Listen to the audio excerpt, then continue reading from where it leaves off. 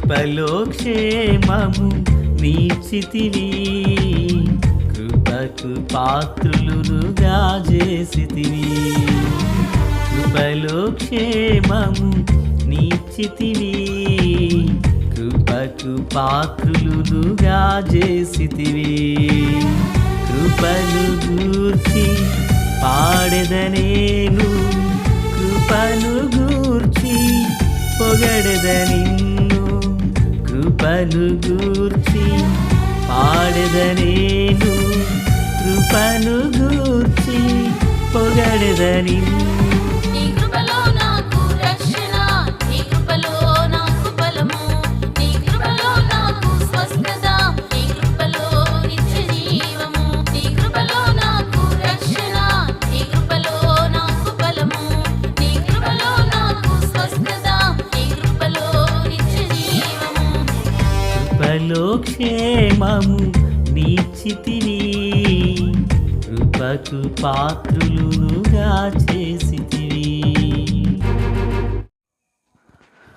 మన ప్రభు అయినటువంటి యేసుక్రీస్తు వారి పరిశుద్ధమైన నామములో తండ్రి అయిన దేవాది దేవునికి నిత్యము స్తుతియు స్తోత్రములు, మహిమయు ఘనతయు ప్రభావములు యుగయుగములు ప్రభువునకే చెల్లునుగాక. ఆత్మీయులారా, బాగున్నారు కదా? మరోసారి మనము ఇలాగన కలిసి దేవుని వాక్యమును ధ్యానం చేటుకుగాను మహాదేవుడు మనకు అనుగ్రహించిన ఈ మంచి తరుణమును బట్టి మనము ప్రభువును ఎంతగానో స్తుతించ బద్ధులమునై ఉన్నాము. దయగలిగిన ఆయన ఆత్మచేత సమభూమి గల దేశమున ప్రభు మనలను నడిపించునుగాక. ఆమేన్. నేటి దిన వాక్య ధ్యానమై నిర్గమాకాండము 40వ అధ్యాయం 26వ వచనాన్ని నేను చదువుచున్నాను. శ్రద్ధగా మాటలు ఆలకిందాం. మరియు యెహోవా మోషేకు ఆజ్ఞాపించినట్లు అతడు ప్రత్యక్షపు గుడారములో అడ్డతెర ఎదుట బంగారు ధూపవేదికను ఉంచి దాని మీద పరిమళ ద్రవ్యములను ధూపము వేసెను. ప్రార్థన. తండ్రి దేవా, స్తోత్రాలు. చదవబడి ఉన్న ఈ వాక్యము మీది. వినుచున్న వారందరూ మీ వారు.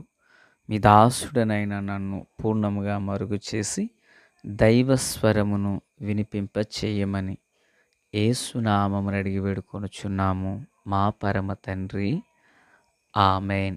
ప్రియులారా, బాగున్నారు కదా? ఈరోజు మనము ధూపవేదిక, దాని యొక్క భావము, ప్రార్థనను గూర్చి మనము ధ్యానం చేయబోతున్నాము. ఈ 2 వచనాలను ధ్యానం చేయబోతున్నాం. ఈ ధూపవేదిక అనేది పిల్లరా మరి ఎలా ఉంటుంది అంటే, నిర్గమాకాండం 30వ అధ్యాయం 1 నుండి 10 వరకు మనము ఈ భాగమును ధ్యానం చేసినప్పుడు ఈ ధూపవేదిక తుమ్మకర్రతో చేయబడింది. ఇది ఒక మూర వెడల్పు, ఒక మూర పొడుగు, అది 2 మూరలు ఎత్తు కలిగి దానికి 4 మూలలను 4 కొమ్ములు ఏకాండముగా చేయబడింది. ధూపవేదిక అనేది తుమ్మకర్రతో చేయబడి బంగారు రేకు చేత అది పొదిగించబడినటువంటిది. ఒక పరికరం, ఒక వస్తువు. అయితే పిల్లరా, ఇది మేలిమి బంగారముతో చేయబడి దానికి 4 మూలలను 4 ఉంగరాలు చేయబడి అది మోత కర్రల చేత మోయబడింది. అంత మాత్రమే కాదు, దాని జవకు దిగువను 2 ఉంగరాలు దాని యందు ఉన్నట్లుగా లేఖనంలో చూస్తున్నాం. మన్నించండి, 4 కాదు, 2 ఉంగరాలు. అయితే పిల్లరా, ఇది మోత కర్రల చేత మోయించబడినటువంటి ఇది ధూపవేదిక. ఇది ఉండే చోటు ప్రత్యక్షపు గుడారములో పరిశుద్ధ స్థలమును, అతి పరిశుద్ధ స్థలముకు అడ్డుగా ఉన్న తెరకు వెలుపల అనగా పరిశుద్ధ స్థలములో ఈ ధూపవేదిక ఉంటుంది. దీని మీద అహరోను ప్రతిదినం ఉదయమున సాయంత్రమున ప్రదీపములను చక్కపరుచునప్పుడు దీని మీద ధూపాన్ని వేయాలి. ఇది ధూపవేదికను గూర్చినటువంటి శ్రేష్టమైనటువంటి విషయములు. దీని మీద అన్య ధూపం కానీ వేరొక దహనబలి సంబంధమైనది వేరొక అగ్ని కానీ దీని మీదకి తీసుకురాకూడదు, అర్పించకూడదు. ప్రియులారా, అయితే ఈ ధూపవేదిక ఏమై ఉన్నది అనేది మనము ఈరోజు నేర్చుకొనబోతున్నాం. ఆల్రెడీ మనం 30వ అధ్యాయాన్ని ధ్యానించినప్పుడు ధూపవేదికను గురించి మనం కొన్ని విషయాలు విన్నాము. అయితే ఈ ధూపవేదిక యొక్క ఆంతర్యం ఏమై ఉన్నది అనేది ఈరోజు మనం ధ్యానించబోతున్నాం.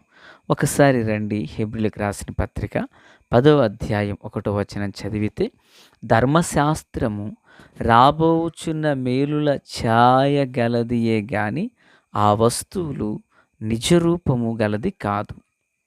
గనుక ఆ యాజకులు ఏటేటా ఎడతెగకుండా అర్పించు ఒకటే విధమైన బలులు వాటిని తెచ్చువారికి ఎన్నడూ సంపూర్ణ సిద్ధి కలుగజేయనేరవు. అంటే ఇక్కడ మనం తీసుకున్న మాట ఏంటంటే, ఆ వస్తువుల నిజరూపము ఛాయ గలదియే గాని నిజరూపము ప్రభువైన యేసులో ఉన్నది. ఆమేన్. ఆత్మీయులారా, పాత నిబంధన యందు చెప్పబడిన ప్రతీది ఆ ధర్మశాస్త్రము అది ఛాయాచిత్రాలుగా నీడవలే ఉన్నాయి. నిజరూపం అంతా ఎక్కడున్నది? ప్రభువులో యేసునందు నూతన నిబంధన యందు ఉన్నది. ప్రియులారా, ఆనాడు ధూపవేదిక మందసమునకు సమీపముగా ఉన్నది కదా. మందసమునకు సమీపముగా తెరకు వెలుపల ఉన్నది. దాని మీద యాజకుడు ధూపమును వేసి ప్రజలందరి పక్షమున విజ్ఞాపన చేస్తాడు. అయితే ఇప్పుడు మనకొక ప్రధాన యాజకుడు ఉన్నాడు. ఆయనే మన ప్రభు అయిన యేసు.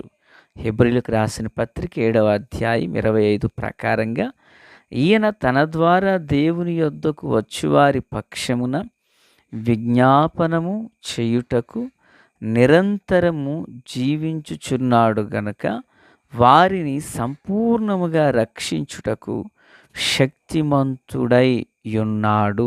దేవునికి మహిమ.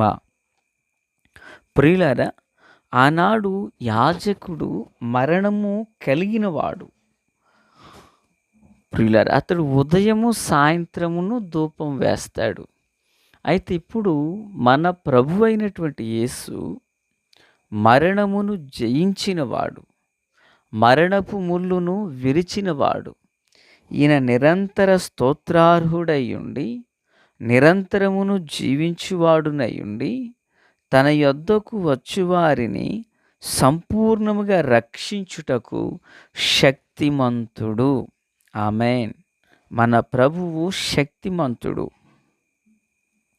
మన పక్షాన తండ్రి యొద్ద విజ్ఞాపనము చేయుచున్నాడు. యోహాను పత్రిక 1 పత్రిక 2:1. నా చిన్నపిల్లలారా, మీరు పాపము చేయకుండుటకై ఈ సంగతులు మీకు రాయుచున్నానంటూ యోహాను భక్తుడు ఏమంటున్నారు? ఎవడైనను పాపము చేసిన ఎడల నీతిమంతుడైన యేసుక్రీస్తు అను ఉత్తరవాది తండ్రి యొద్ద మనకున్నాడు. అంటే తండ్రి యొద్ద ఆనాడు మందసమునకు దగ్గరగా ధూపవేదిక ఎలా ఉన్నదో, మందసమునకు దగ్గరగా ధూపవేదిక ఉండినట్లుగానే తండ్రి యొద్ద విజ్ఞాపనము చేయుటకు ప్రభువైన యేసు మనకున్నారు. ఆమేన్, ఆమేన్. తన యొద్దకు వచ్చు వారిని అందరినీ ఆయన రక్షించుటకు సమర్థుడు, శక్తిమంతుడు. తండ్రి యొద్ద విజ్ఞాపనము చేయుటకు ఆయన మనకు ఆదరణ కర్తగా మనకు పంపించబడ్డారు. ఆమేన్. ప్రియులారా, ఈ ధూపవేదిక ప్రార్థనను, ప్రభువైన యేసు తండ్రి సమక్షంలో చేయు విజ్ఞాపనను ఇది సూచనగా చెప్పబడింది. సూచన అంటే లేదని కాదు, పాత నిబంధనలో ఉన్న సంగతులు నూతన నిబంధన యందు ప్రభువైన యేసుని ఎడల సంపూర్ణపరచబడి ఉన్నవి. ఆమేన్.